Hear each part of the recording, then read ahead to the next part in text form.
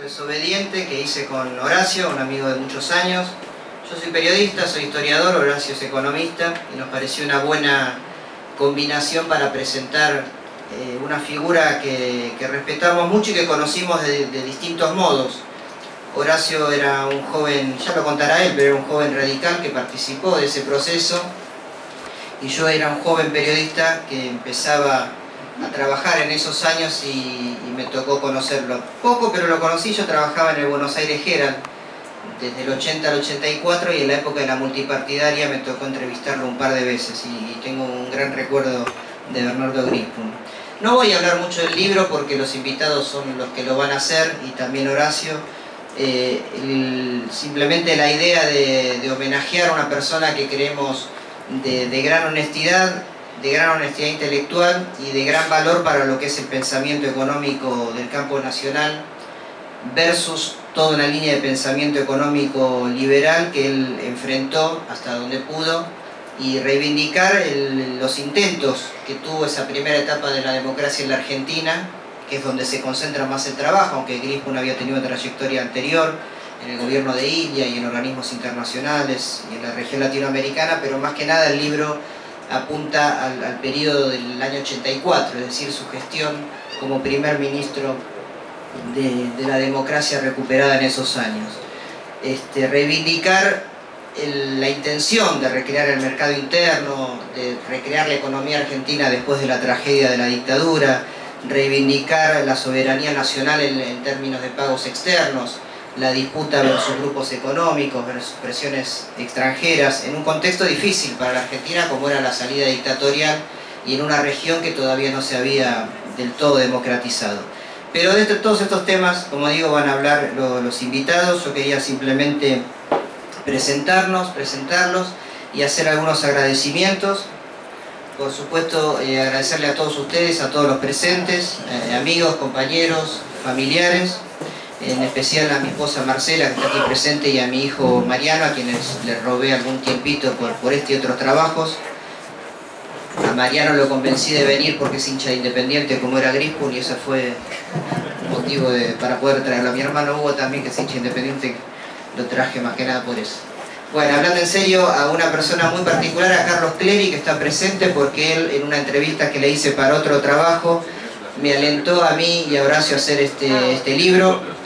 Carlos Clery me dio la idea y nos dio la idea de hacer un trabajo sobre un personaje en nuestra historia económica relativamente olvidado.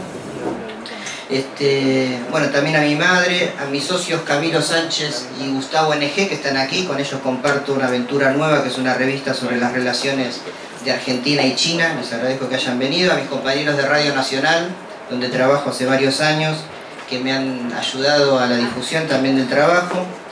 Obviamente al Centro Cultural de la Cooperación por cedernos esta sala, a las fuentes que participaron del libro, algunas están citadas, otras prefirieron hablar en off, y particularmente dentro de las fuentes a Gustavo Grispun, que está aquí presente, el hijo de Bernardo, por el aporte que él me dio para este trabajo. Y a Claves para Todos, también por supuesto el editorial. Aunque leyendo el libro, yo lo acabo de ver porque salió ayer de la imprenta, noté una errata que quiero aclarar, que no la vi en su momento, aunque la había pasado por una corrección, pero algún problema del mail no llegó. Hay dos trabajos que no están citados en la bibliografía. Ese aplauso para Horacio Robelli, por su memoria. Lo hiciste a propósito, Horacio. Para que te aplaudamos. Está brava la ciudad. Bueno, ahora estamos... no, cuando termine de hablar me van a aplaudir. No, las dos salvedades que quiero hacer. Hay dos trabajos que la verdad que utilizamos y me apena que no estén en la bibliografía, es un error, y lo quiero aclarar. Uno de González Senán y Fabio Bosoer sobre la trama gremial, porque cuando hablamos de la ley Mucci citamos ese trabajo y no está citado en la bibliografía, y el trabajo de Rodolfo Terraño sobre la simulación, las relaciones del FMI con la Argentina. El resto creo que está hasta donde llegué a verlo. Bueno, hasta acá nada más porque, como digo, del libro van a hablar quienes me acompañan. Sergio Viñeski es un gran amigo, es un historiador y compañero de trabajo en Radio Nacional. Comparto con él el programa Gente de a Pie que dirige Mario Weinfeld. Es historiador, es docente también, su campo de trabajo es más que nada la historia de los derechos humanos en la Argentina, pero sus columnas en el programa Gente de a Pie realmente me parecen brillantes y le pedí el favor de presentar este libro desde la perspectiva de la historia. Felisa Micheli, creo que no requiere presentación, fue ministra de Economía de la Nación durante el gobierno de Néstor Kirchner, tuvo además una trayectoria en la administración pública y actualmente dirige el CEMOP, que es el Centro de Estudios y Monitoreo de las Políticas Públicas, que funciona dentro de la Universidad de las Madres de Plaza de Mayo. Así que a Sergio y a Felisa, muchas gracias por venir.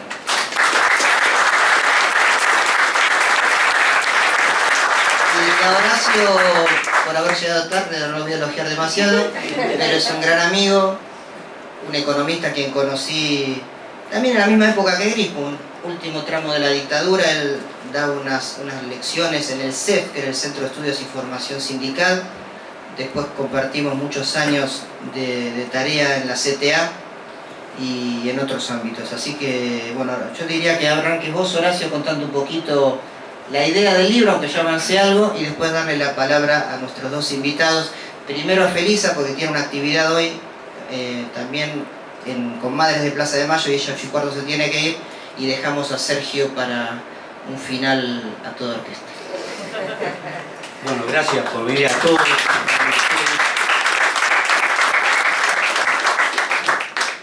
Lo que contamos en el libro es una frustración más de lo que ha tenido el pueblo argentino.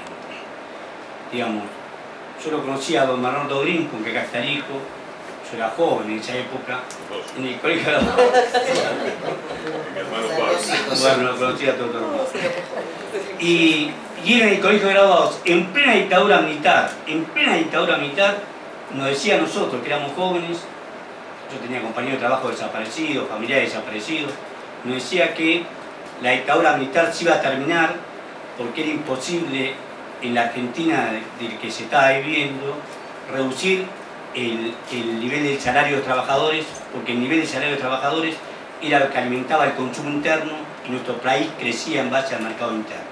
Y nos demostraba estadísticamente desde 1945 hasta 1980 cómo cada vez que crecía el consumo crecía el producto y cada vez que caía el consumo caía el producto. O sea, esa relación que no me la enseñaba en la facultad, nos decía don Bernardo en plena dictadura militar. Él estaba convencido de defender el trabajo, defender la producción nacional, defender el mercado interno, y se encontró con un país vaciado por la dictadura militar, con un terrible déficit fiscal, no solamente los muertos que tuvimos, sino la destrucción de la economía argentina, la fuerte extranjerización de la economía argentina, la fuerte concentración económica y la alianza estratégica que existe entre los acreedores externos y los grandes grupos económicos locales.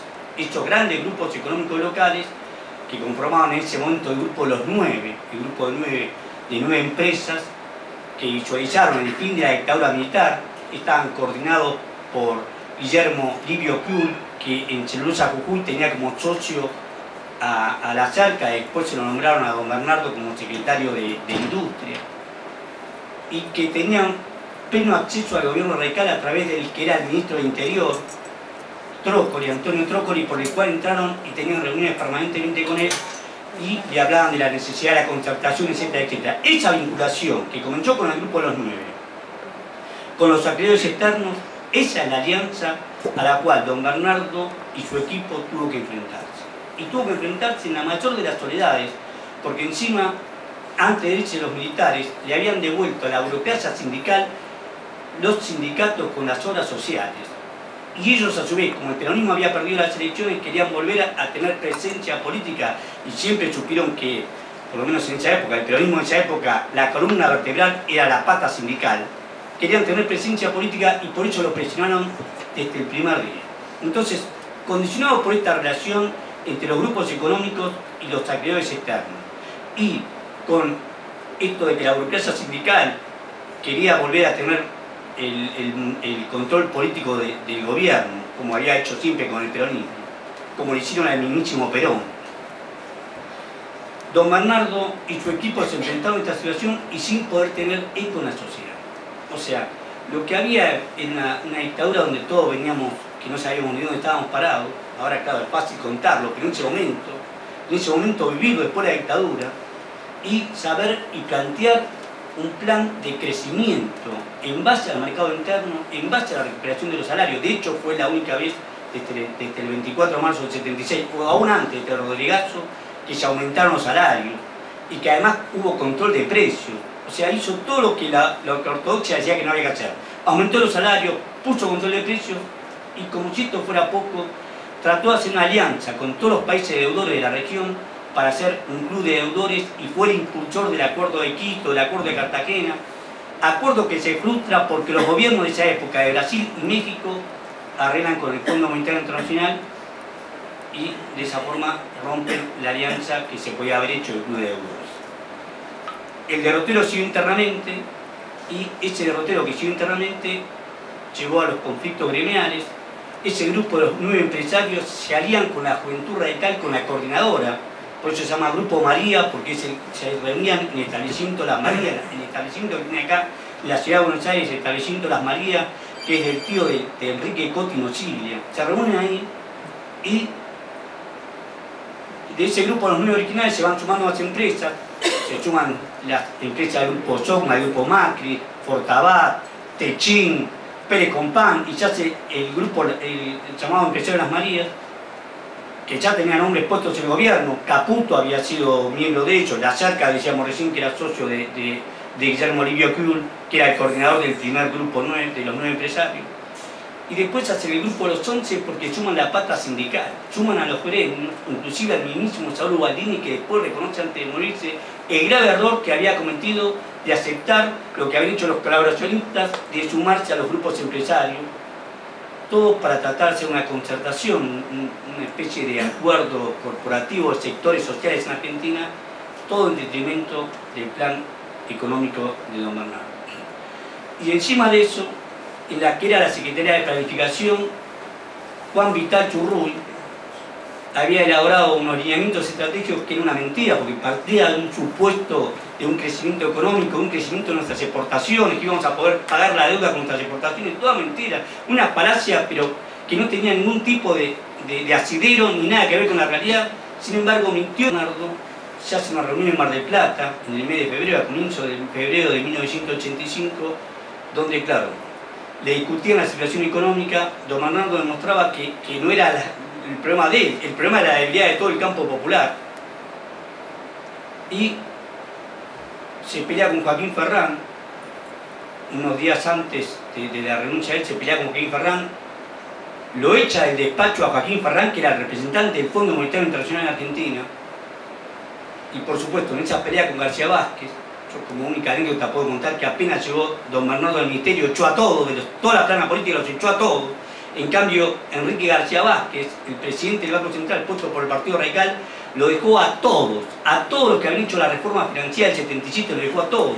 Lo dejó a Pedro Camilo López como gerente general, lo dejó a Gerardo de Paul como gerente de Relaciones Internacionales, que era el cargo de la deuda, lo dejó a todos. Esa pelea que tuvo con el Banco Central, con la cuenta de regulación monetaria, con la idea de tratar de regular la tasa de interés, de bajar la tasa de interés, hace una puesta en escena en Olivos, García Vázquez ofreciéndose renuncia. Entonces Alfonsín le pide la renuncia a los dos.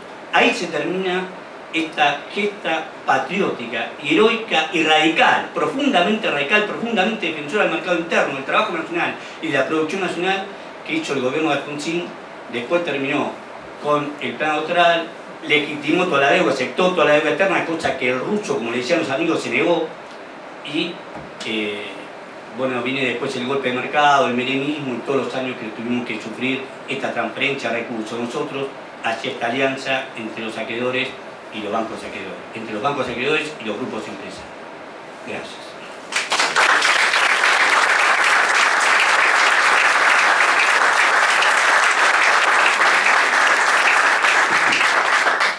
Bueno, Felice, tu turno como economista.